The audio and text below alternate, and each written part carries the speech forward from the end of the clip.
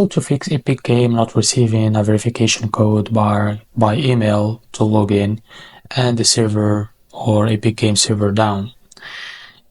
Now, if you face this problem and not receiving a verification code by email, and here is the solution, follow this step by step to fix this problem. Now, you can click on try another way, as you can see on this image. As you can see, you have different options. Choose the verification method, authenticator app, or email verification. If email verification not working, just select the SMS code verification.